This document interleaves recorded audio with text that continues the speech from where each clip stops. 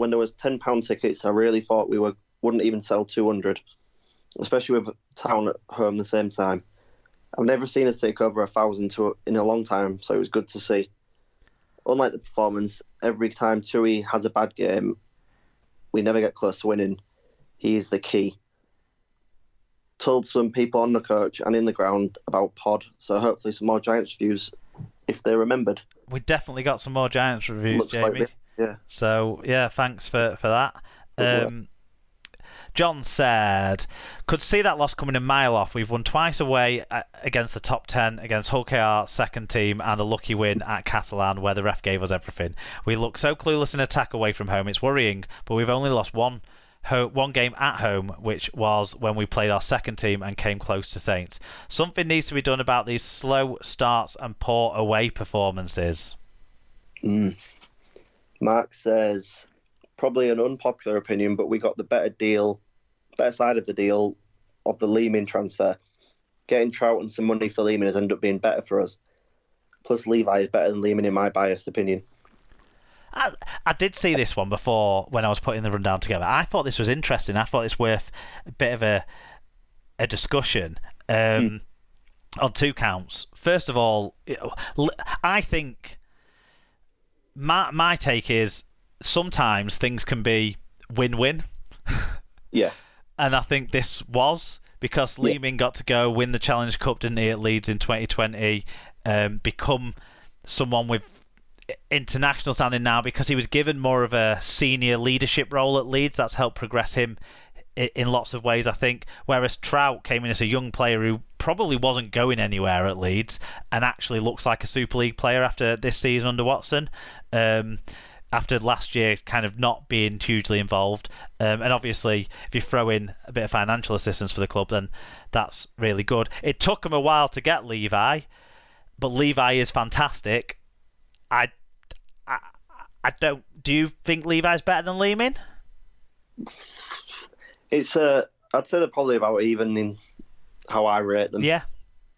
But if you're getting Trout and some money and Levi, then I think he's probably right saying that's the better side of the deal.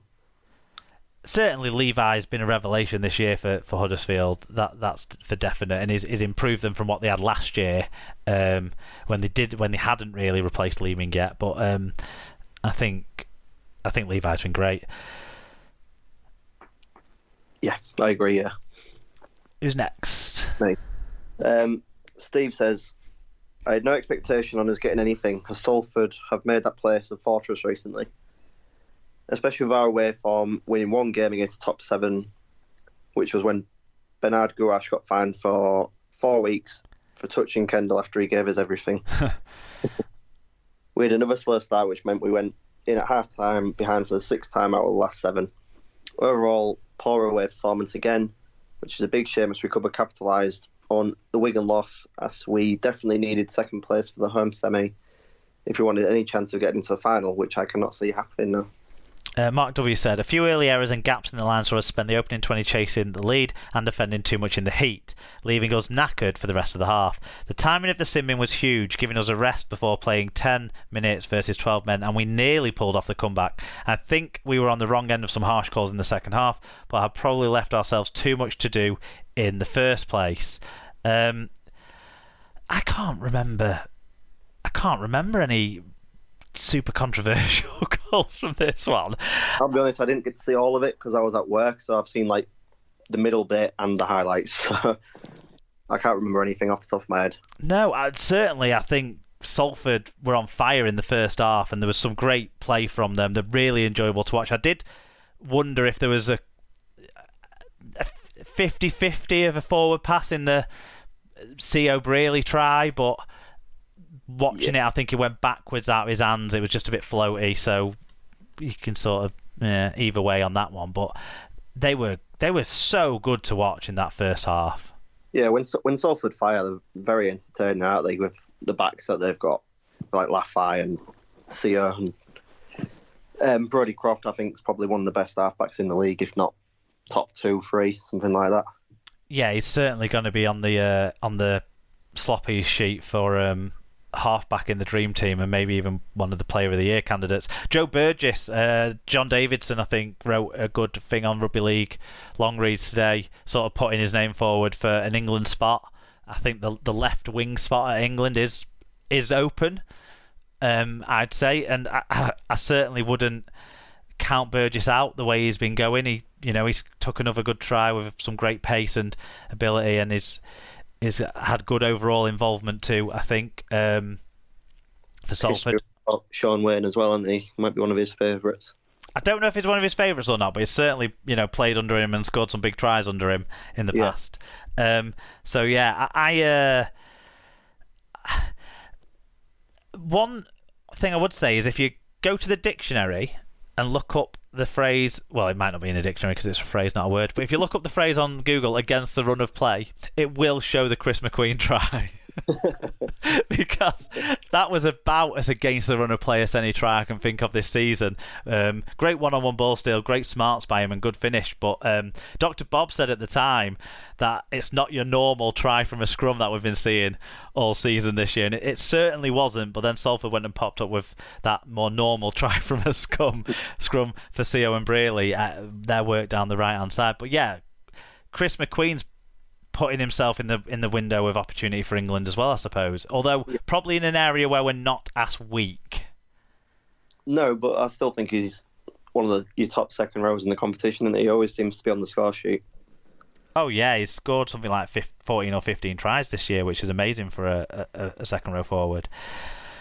Sam Hewitt, actually, another second row forward, on the other side, scored 2 tries, didn't he? He's worth a mention. Mark W was talking him up recently, I think, when he got his new deal, and I think he showed that in front of a TV audience this week, what the growth that's been in him recently. But Huddersfield were second best throughout when you look overall across the side, and I think the try right at the very end did underline a strong win for Salford. Yeah, I don't think the scoreline flattered under it. I think it was about right. Yeah, I think so. Huddersfield I never really felt like there was definitely a comeback on, but they did make it entertaining and a bit more in the balance than it certainly felt in the first half. That's for sure. But I thought Salford in that first half was so fun to watch. Oh yeah, it's strange though, because I think Salford are probably the worst team I've seen at Craven Park this year. They were absolutely dreadful when they came to us. Like, they couldn't throw 2 passes together, and then they can play balls like that as well. It's a very strange team. Do you know what? I might have misunderstood Adam. Do you think he might have been talking about Jack Ashworth instead of Brodie Croft? So Jack Ashworth's got a Grade B dangerous contact charge 1-match penalty notice. So this was, I think, a late hit that he got sin-binned for. Did he get sin-binned for it? He did get sin-binned for it, didn't he? And I thought it was pretty blatant. I thought Jack Ashworth was one of the players who the heat got to him and he lost his head a bit in the second half when things weren't quite getting close as they thought they might have done.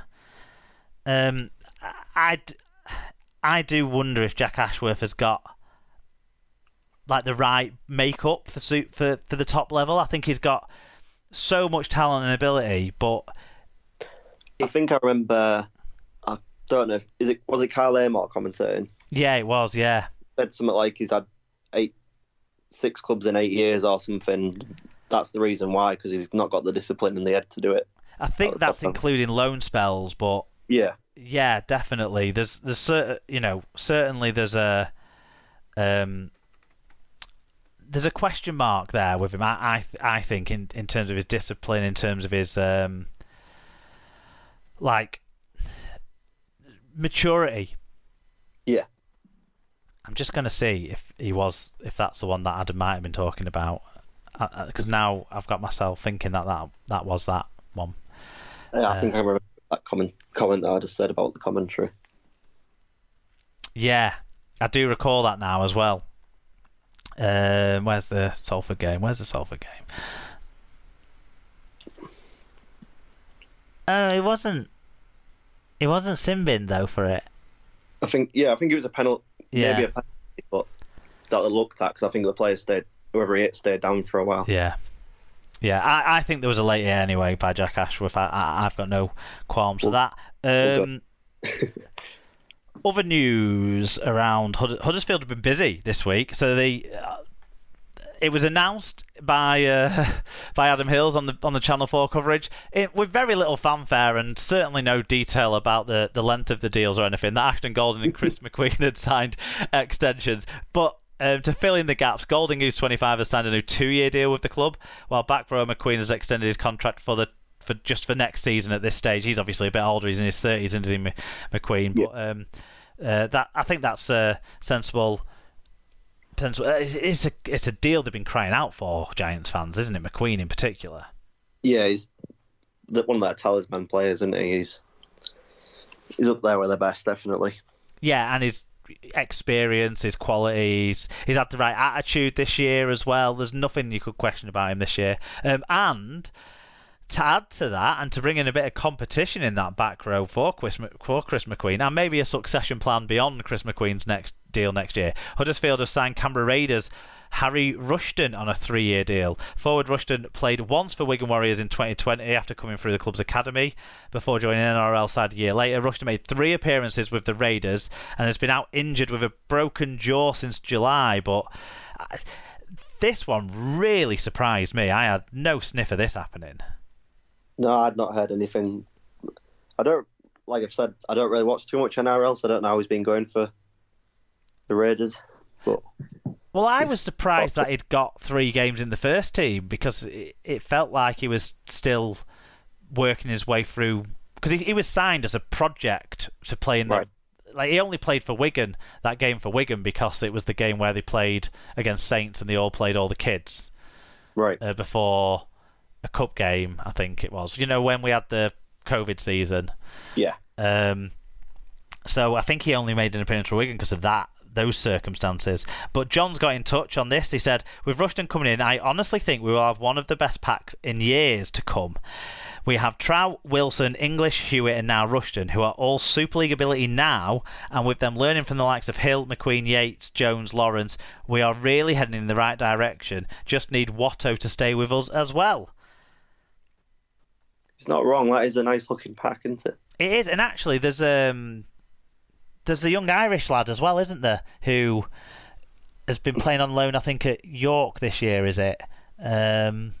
He's another rangy back rower who could play in the middle as well, who's a prospect. So I think he's absolutely bang on with that assessment there. Yeah, it's a nice mix of, like you said as well, experience and the next generation who are going to take over when he likes Hill and McQueen retire as well. Yeah, exactly, yeah. And I don't see Watson going anywhere in the near future, so I think he can be safe as I'll see them come through as well. Things are building nicely at Huddersfield then. But not the result for them this week, the result for Salford. You going to have fun with this next one? I am. So we go over to Sunday, and Hull FC 6, St Helens 60. The second time Hull FC have conceded 60 this year. Didn't you? Wigan put 60 on them. Yeah, we did, yeah. Done. And they had a 50 odd against Leeds at home as well, didn't they? Yeah, they like getting a paste interval, don't they, sometimes? 26-6 it was at half time, so it got... it wasn't great. It got even worse. They actually had the lead, so it was 6-0 at one point. 10,097, the only 10,000 plus crowd this weekend. Ben Thaler was the referee. Dominant one-sided metre and break numbers. Saints made more than twice as many metres, 1,629 to Hull's 736. 2.2 metres per carry better average gain and 12 breaks to 2. Both sides were under 90% team tackle success rate, but Saints was marginally better. But I think I put that down somewhat to the sunshine. What about the individuals? Yeah, so Alex Walmsley for Saints went 6 tackle busts and 206 metres. Ignatius Parsi, 161 metres, 5 offloads. Conrad Hull with 2 tries, 1 try assist, 6 tackle busts, 146 metres and 3 clean breaks. Will Hopawate with 1 try, 2 try assists and 134 metres. And for the losing Hull FC, Darnell McIntosh with 5 tackle busts and 107 metres. Danny Houghton with his usual 44 tackles. And Brad Fash with 44 tackles and 12 marker tackles. Yeah, Hurrell and Hopewati definitely flashed